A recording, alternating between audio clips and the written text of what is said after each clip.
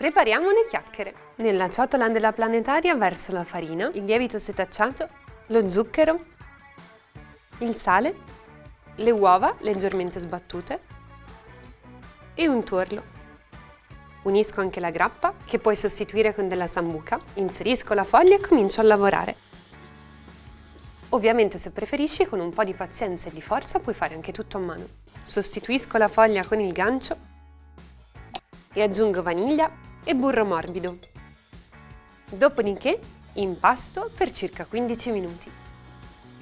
Al bisogno, se l'impasto risulta asciutto, puoi aggiungere 1 o 2 cucchiai d'acqua.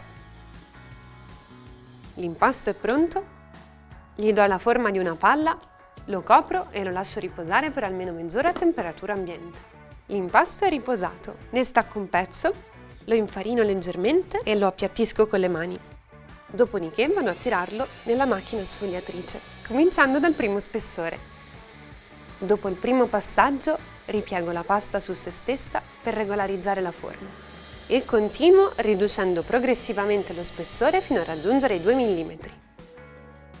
Con una rotella tagliapasta regolarizzo i bordi e poi ottengo dei rettangoli di circa 5x10 cm.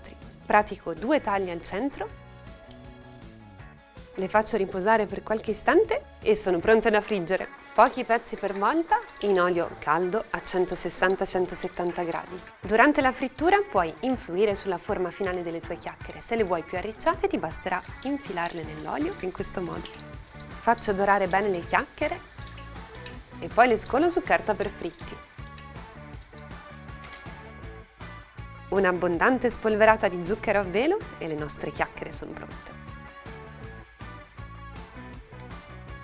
Dalle mie parti si chiamano cenci. In ogni caso, sono buonissimi. Buon appetito!